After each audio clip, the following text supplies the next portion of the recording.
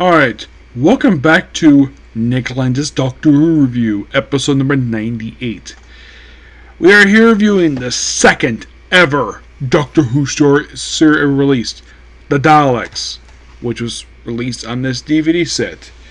And as you can tell, basically by the way that Dalek looks in the cover, yeah, that's a look at the story.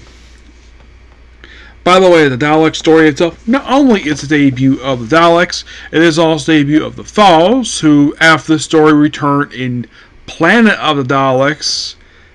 And I think that's it, because, they actually do appear one at a time I could think of. They also appear, they appear twice after this. First in Genesis Dalek, which is set before the story, and Planet of the Daleks, which is set after the story. Yes. The Daleks themselves will constantly reappear over the years. Now, this is technically the second appearance of the planet Skaro, which the name itself is not named until episode 4 of this 7-part story. It technically made its first appearance at the end of An Earthly Child, because the whole thing about radiation went crazy, and of course, also this episode, the glass room that was briefly seen in the previous story, that actually is used in this story. So here's what happens. They're about to go outside of this. They don't know where the heck they are. All they can tell by looking at the place, they're not on Earth. They don't say they're not on Earth. They're just basically just in this wasteland. Well, basically there's trees standing, but there's a bunch of... They don't take radiation per se. And then of course they see there's a city. But then of course also, before they go outside, there's this middle thing they have outside. And then, thanks to some studying, it turns out that the whole place is covered in radiation. Yep. But also, we get a little something interesting introduced here in this episode. We actually, for the first time ever in Doctor Who, where the console, a piece of it comes off.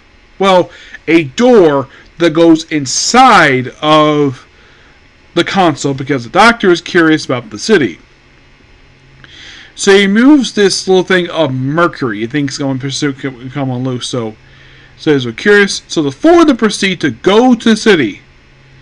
And they're not feeling well when they get there. Oh yeah. Doctor's got the worst of it because he's older than the rest of them. Susan does not get it too bad at all. And of course, they think possibly the stuff inside the thing might be some drugs. It's later revealed actually this is treatment for radiation poisoning. So then, of course, they go around the city, where you see a bunch of empty corridors, and it's really old school effects where we have a mirror thing, and there's the whole big hallway. This is not really a hallway at all; it's probably a set. And then some of the doors, basically, where they go, some basically move sideways, some basically go whoosh, basically like a windshield wiper. And of course, they had separated at this point in time, so I'll find Mercury. So basically, Barbara goes out by herself, and then at the end of the first part, we see an arm of a Dalek show up. Of course, you don't see his Dalek until the next part. It just starts screaming. It's a very famous image, basically, of a girl screaming. This actually started something that would be very common in Doctor Who serials. When it comes to first people see Daleks, the first thing we see is their plunger arm. Yep. Then she disappears, like I see in the cells. Then Ian, Susan, and the Doctor find in their room with the Geiger counter. Oh yeah, the whole thing with radiation. And then, of course, basically before they go to the city, they actually use the room. Discover, oh yeah, that's when they discover the whole thing with radiation, which that's the first time this room has ever been used. So then, of course, during this, the Doctor, Susan, and Ian are surrounded by 5 Daleks. This happens in part 2. This is a really cool debut for the Daleks. They come out of nowhere. A little fun fact about the Daleks. Sidney Newman, one of the creators of Doctor Who, actually told other people, no bug-eyed monsters. They're kind of bug-eyed monsters, but not really. They're more like tanks with little eyes, little not bug-eyed monsters. He just disapproved of them, but I'm sure he probably was happy for this creature's success. Where they're still being used to this very day in Doctor Who. I don't know if they appeared during the last two Doctors. Actually, no. The 14th Doctor, they didn't appear because the 14th Doctor was very brief tenure. Because he gets only 3 special regenerating for becoming the 15th Doctor. I don't know if he fought Daleks or not. I have no idea because I haven't watched 15th Doctor yet. But I do know 13th Doctor did. She actually got Daleks roughly 3 times in specials. New Year's Day specials, mind you. But generally put, the Doctors generally encountered a Dalek every single time that they showed up. Like, if you kind of think about it, the 8th Doctor did feature Daleks in a very minor role, but at least they were featured in a story featuring for the 8th Doctor, even if he never shared screen time with them. You could say kind of they did that with Night of the Doctor, which is another story of his. But yes, he would count them in the stories from what I read. Then of course they're all sick. Doctor's worse of it. So then he's brought before the Daleks. He's told to stand in the light for reasons. It could be basically visually stuff. Also, the Daleks cannot leave the city. Well, there is a reason for that because this is the first time, and then of course they're experimenting with this. Like in other stories, Daleks would be seen basically rolling around on normal roads, normal ground, hardwood floors, all this other stuff. Even one point flying. Yes, flying. But in this story, no, you don't see that at all. It's mostly them in control of this one city on the planet Skaro. By the way, they get out of the city they enter the city in episode 2. They get out of the city in episode 3. Then they have to go back because of the Mercury stuff. We'll get to that. So, okay. So, they explained the fact that apparently 500 years prior to the story, there was a war that devastated the planet where basically the city and some trees are standing. And they think that the Thal was mutated. Excuse me. Yeah, they thought they mutated, and because they look like drowsy over them. So, because they apparently get outside the city. Yes. It was also probably a budgetary thing of why they couldn't feature Daleks outside of the city. Probably. Now, by the way, we also see the first we see when the weapons fired, not killing anybody this point. They do show killing people later on. But we saw one of the things. Parasite when the people became paralyzed, and we have this weird effect of the screen flashing briefly, which is something that is frequent for the Daleks every time they shoot somebody in classic Doctor Who. Yes, this is a constant thing, or at least around the person per se. Yes, this would be a common thing used. It would be used a lot throughout future Dalek stories. It's not until when they do, when they get to New Who, they kind of start updating it. Because it's the same effect every time. And the first ones to get this is Ian, who's paralyzed. And so basically Ian is sort of chosen to go out there, but he can't go because he can't walk. And Susan, who's got the least amount of radiation, she's chosen to get the drugs. Which she does. She gets out of the city, no problem. And she rides back into TARDIS where she runs into one of the Thals. Yes. These guys with big vests. And one thing kind of unique about these guys that was pointed out in the movie version of the story, Doctor Who and the Daleks, is the fact that the actors in that movie, the movie version of it, actually hated doing the thing because they had to shave their chests. Yes, they had to shave their hairy chests for reasons. As a matter of fact, the next time they showed up, they probably didn't have to do that because they actually more conservative clothing at that point. When the Thals showed up in Planet of Daleks, they actually got more covering, so they're not basically doing the whole thing of shaving their chests again. And there was a joke by one of the actors in the movie that as soon as the movie was over, they couldn't wait to grow hair back on their chest again. They could not wait to do that. I'm like, okay, whatever. So I have to explain the whole drugs thing, and then of course, like So then, of course, Ever gets the drug and no problem. And then, of course, they plan their escape by, well, disabling the Dalek, take the creature on side, which first we see the creature. And then we see the thing open up, and we see Ian go inside, which has difficulty driving the damn vehicle because of all the controls. Now, why Ian has chosen to drive this thing, which is kind of weird, given the fact that he's a very tall guy. Not really sure why. And they do the whole fake prison thing, which is a common trope in sci-fi.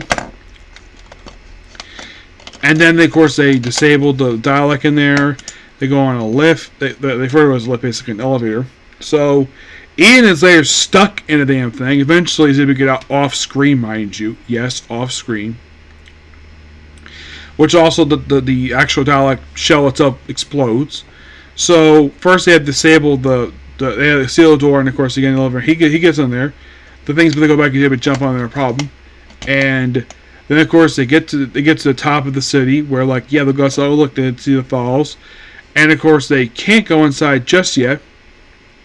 By the way, they also have a fake peace tree with them. Which, of course, Daleks don't live up to anyway. So, then Ian warns them, basically, that Dalek is a trap, the leader is killed, and this other guy who they met earlier in the story, he becomes new leader, so they escape. And that's when they explain the whole history of Skara, the fact he used to be warriors, the Thals are.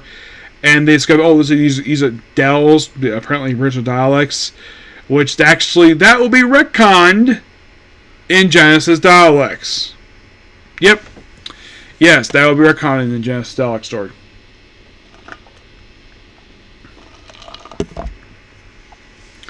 Where the Daleks basically inside, they used to be Khaleds. Which is basically Dalek spelled backwards. And they have like a creator.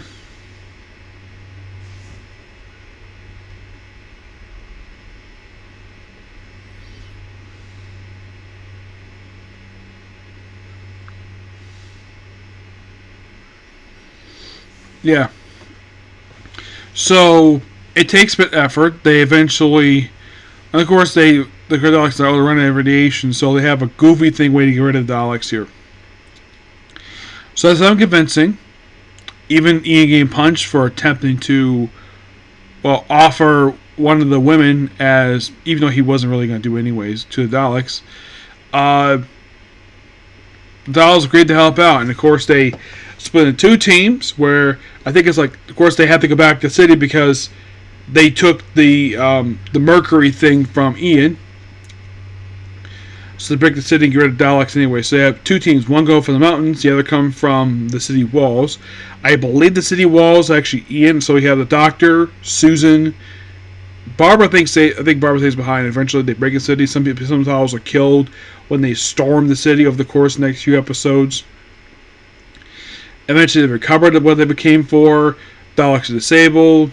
And eventually they convince them to film our own new society, which we actually are seeing Planet Daleks. And then, of course, they all get inside TARDIS and think, oh, maybe we might go home. Nope, there's an explosion happening and all knocked unconscious, leading into the very next story, End of Destruction. Yep. But all in all, the Dalek story was really good. It had good suspense. I love the suspense. The fact that visually this one looked a lot better than Unearthly Child. My gosh, I was not a fan of the camera work in that one. Where at some points, because I'm kind of focused. This one, it felt as though the director or probably a cinematographer realized, though, yeah, probably shouldn't do that again for this second story. So visually, it's a dramatic improvement over the previous one. Yeah. Now,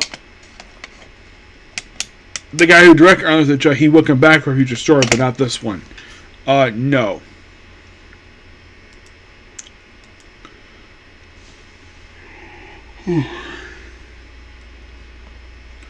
The story of the Daleks actually was the very first Doctor Who story written by Terry Nation. Also for the 7-part story, we had the first time ever in Doctor Who history, 2 directors at this point. Christopher Berry directed episodes 1, 2, 4 through 5. The rest of them are Richard Morton. Terry Nation basically also co-created the TV show The Avengers. He also created The Champions, The Baron, Department S, The Pursuers, and The Saint. The Saint was the show that Roger Moore came from. So these are the following stories basically he worked on. Daleks, of course. He, of course, did Key of Moranus, which would not be the very next story. No, next story, Marco Polo. Missing. Dalek Invasion of Earth, The Chase, Mission Unknown, The Dalek Master Plan. At Dalek Master Plan, he would not work in Doctor Who again for 8 years. And he would do most of the remaining, he did do basically a few Dalek stories. He did Planet Daleks, Death Daleks, Genesis Daleks, The Android Invasion, and Destiny Daleks. Those of you curious, did Data Daleks, did he write that one? Which was Return Daleks. No, that was the other was Terrence Dix. It was written by Louis Marks. But yeah, in the case of the Dalek stories, this would be the first of 5 stories featuring them. Yep. And here's the interesting thing when it comes to these stories. Now, this story and second story, Dalek Invasion Earth, and The Chase, all completely intact. No missing episodes, these two. Not going to be the Mission Unknown, which is missing, and Dalek Master Plan, this long story which was 12 parts. Yes, 12 parts. And 9 of the episodes are missing. You're like, really? Yeah, the only episodes not missing are episodes 2, 5, and 10. Yeah, 2, 5, and 10. Excuse me. Why that is, I have, well, because the junkie stuff. Power Daleks, Eva Daleks, they were lost by the administrations, but after that, everything's perfectly fine. Also, they had this weird thing, it's like, okay, so the Daleks technically had 4 full stories. The first Doctor, second Doctor appeared twice, third, 3 times, fourth Doctor, twice, fifth, sixth, and seventh, once apiece. Ninth Doctor, they appeared in 3 episodes. 10th Doctor, 2, 3, 4, 5, 6 episodes. 11th Doctor was 3. 12th Doctor was 3. 13th Doctor was 4.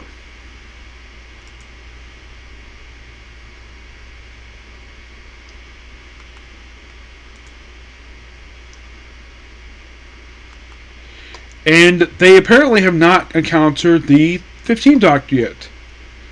Don't know the reason for it. It's just,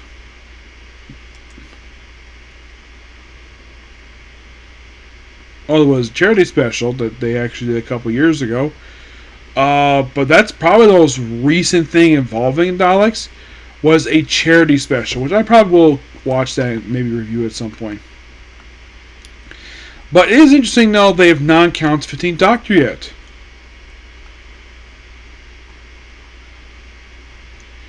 Like, you might thinking, is there a reason why they haven't really encountered them yet? I don't have any idea.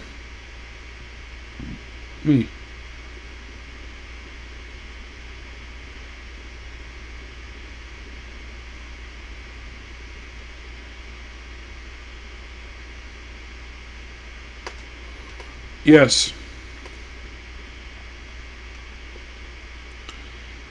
I mean, Daleks, great characters. It's just that, well, they haven't appeared on TV in 2 years. The reason for it? I have no idea. I honestly do not have any idea. And the weird thing is, the current Doctor, apparently, I don't think he has any plans to feature any, I don't know if Daleks have not appeared in any of his episodes. Nope, not really.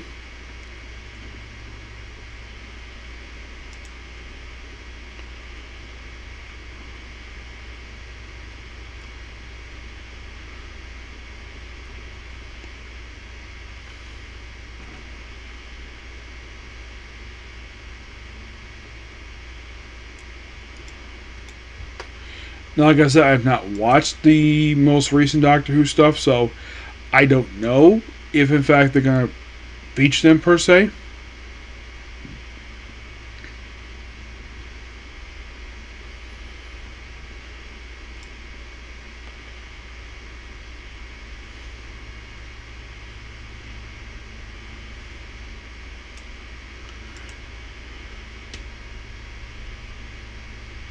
But who knows?